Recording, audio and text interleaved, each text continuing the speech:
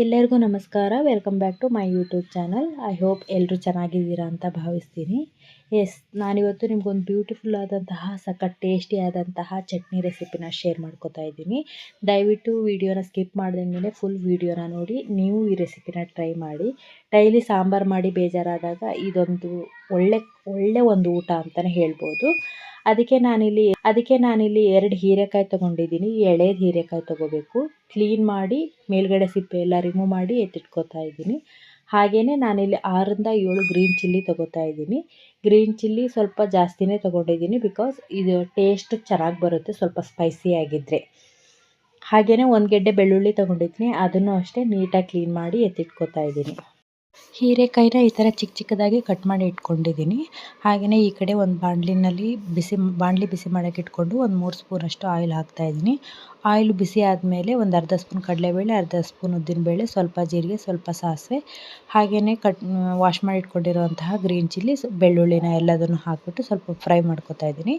ನೋಡಿ, green chilli ಈ ಥರ ಕಲರ್ ಚೇಂಜ್ ಆಗಬೇಕು ಅಷ್ಟು ಫ್ರೈ ಮಾಡಿ ಇಟ್ಕೊಳ್ಳಿ. ಫ್ರೈ ಮಾಡಿಕೊಂಡು ಸ್ವಲ್ಪ ತಣ್ಣಗಾದ್ಮೇಲೆ ಒಂದು ಮಿಕ್ಸಿ ಜಾರಿಗೆ ಹಾಕ್ಕೊಂಡು ತರಿಯಾಗಿ ಇದನ್ನು ರುಬ್ಬಿಟ್ಕೋಬೇಕು. ಫುಲ್ಲು ನುಣ್ಣಗೆ ಮಾಡೋಕ್ಕೆ ಹೋಗಬೇಡಿ, ಜಸ್ಟ್ ತರಿಯಾಗಿ ಮಾಡಿಟ್ಕೊಳ್ಳಿ. ನಂತರ ಅದೇ ಬಾಣಲಿಗೆ ಕಟ್ ಮಾಡಿರೋಂತಹ ಹೀರೆಕಾಯಿ, ಹಾಗೆ ಒಂದು ಚಿಕ್ಕ ನಿಂಬೆಹಣ್ಣಿನ ಗಾತ್ರದಷ್ಟು ಹುಣಸೆಹಣ್ಣು, ಒಂದು ಚಿಟಿಕೆಯಷ್ಟು ಅರಿಶಿನ ಪುಡಿ, ರುಚಿಗೆ ತಕ್ಕಷ್ಟು ಉಪ್ಪು, ಇದೆಲ್ಲದನ್ನು ಹಾಕಿಬಿಟ್ಟು ಲೋ ಫ್ಲೇಮಲ್ಲೇ ಇಟ್ಕೊಂಡು ಫ್ರೈ ಮಾಡ್ಕೊಳ್ಳಿ. ನೀಟಾಗಿ ಫ್ರೈ ಆಗಬೇಕದು. ಹೀರೆಕಾಯಲ್ಲಿರೋ ಹಸಿ ಅಂಶ ಫುಲ್ ಹೋಗಬೇಕು, ಅಷ್ಟು ನೀಟಾಗಿ ಫ್ರೈ ಆಗಬೇಕು ಹೀರೆಕಾಯಿ.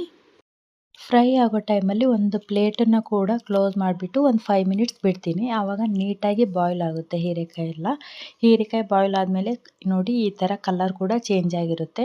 ಇನ್ನೇನು ಸ್ಟವ್ ಆಫ್ ಮಾಡ್ತೀನಿ ಅನ್ನೋ ಟೈಮಲ್ಲಿ ವಾಶ್ ಮಾಡಿ ಇಟ್ಕೊಂಡಿರೋಂತಹ ಕೊತ್ತಂಬರಿನೂ ಕೂಡ ಆ್ಯಡ್ ಮಾಡಿ ಸ್ವಲ್ಪ 1-2 ಸರಿ ಫ್ರೈ ಮಾಡಿಬಿಟ್ಟು ಸ್ಟವ್ ಆಫ್ ಮಾಡ್ತೀನಿ. ಸ್ಟವ್ ಆಫ್ ಮಾಡಿ ಇದು ತಣ್ಣಗಾಗ್ಲಿಕ್ಕೆ ಬಿಡ್ತೀನಿ. ಇದು ತಣ್ಣಗೆ ಆದಮೇಲೆ ನಾನು ಮೊದಲೇ ಏನು ಮಿಕ್ಸಿ ಮಾಡಿ ಇಟ್ಕೊಂಡಿದ್ನಲ್ವ, ಗ್ರೀನ್ ಚಿಲ್ಲಿ ಎಲ್ಲ ತರಿಯಾಗಿ ರುಬ್ಬಿಟ್ಕೊಂಡಿದ್ದೀನಲ್ವ, ಅದೇ ಮಿಕ್ಸಿ ಜಾರಿಗೆ ಈ ತಣ್ಣಗಾಗಿರೋ ಹೀರೆಕಾಯನ್ನು ಕೂಡ ಹಾಕ್ತಾ ಇದ್ದೀನಿ. ಇದೆಲ್ಲದನ್ನು ಹಾಕಿಬಿಟ್ಟು ಮತ್ತೆ ತರಿಯಾಗಿ ರುಬ್ಕೋತೀನಿ. ಫುಲ್ ನುಣ್ಣಗೆ ರುಬ್ಬಕ್ಕೆ ಹೋಗಬೇಡಿ. ಕೆಲವೊಂದು ಚಟ್ನಿಗಳಾಗಿರ್ಬೋದು, ಕೆಲವೊಂದು ತರಕಾರಿಗಳಾಗಿರ್ಬೋದು, ನಾವು ಯಾವ ಥರ ಕಟ್ ಮಾಡ್ತೀವಿ, ಯಾವ ಥರ ರುಬ್ತೀವಿ ಅನ್ನೋದ್ರ ಮೇಲೂ ಟೇಸ್ಟ್ ಡಿಪೆಂಡ್ ಆಗಿರುತ್ತೆ. ಸೊ ನೀವು ಈ ಥರ ರುಬ್ಕೋಬೇಕು, ಜಸ್ಟ್ ತರಿಯಾಗಿ ರುಬ್ಕೊಳ್ಳಿ. ನಾವು ಒಂದು ಒಳ್ಳೆ ಅಡುಗೆ ಮಾಡಿದ್ಮೇಲೆ ಡೆಫಿನೆಟ್ಲಿ ಒಂದು ಒಳ್ಳೆ ಒಗ್ಗರಣೆ ಹಾಕಲೇಬೇಕು. ಸೊ ನಾವು ಒಂದು ಸ್ವಲ್ಪ ಆಯಿಲ್ ಕಾಸಕ್ಕೆ ಇಟ್ಕೊಂಡು ಅದಕ್ಕೆ ಕರಿಬೇವು, ಸಾಸಿವೆ, ಒಂದು ಒಣಮೆಣಸಿನ್ಕಾಯಿ, ಸ್ವಲ್ಪ ಬೆಳ್ಳುಳ್ಳಿ, ಇದನ್ನೆಲ್ಲ ಹಾಕಿಬಿಟ್ಟು ಅದನ್ನು ಒಗ್ಗರಣೆ ರೆಡಿ ಮಾಡಿಟ್ಕೊಂಡಿರುವಂತಹ ಚಟ್ನಿಗೆ ಆ್ಯಡ್ ಮಾಡಿ ಫುಲ್ ಮಿಕ್ಸ್ ಮಾಡ್ತೀನಿ. ಮಿಕ್ಸ್ ಮಾಡಿಬಿಟ್ಟು ಬಿಸಿ ರೈಸ್ ಜೊತೆ ತಿಂತಾಯಿದ್ರೆ ನಿಜ ತುಂಬ ಅಂದರೆ ತುಂಬ ಚೆನ್ನಾಗಿರುತ್ತೆ. ನೀವು ಈ ರೆಸಿಪಿನ ಟ್ರೈ ಮಾಡಿ, ನಿಜವಾಗ್ಲೂ ಇಷ್ಟಪಡ್ತೀರಾ. ರೆಸಿಪಿ ಇಷ್ಟ ಆದರೆ ಲೈಕ್ ಮಾಡಿ, ಶೇರ್ ಮಾಡಿ, ಸಬ್ಸ್ಕ್ರೈಬ್ ಮಾಡ್ಕೊಳ್ಳಿ. ನಾವಿದ್ರ ಜೊತೆ ಒಂದು ಎಗ್ ಫ್ರೈ ಕೂಡ ಮಾಡ್ಕೊಂಡಿದ್ವಿ.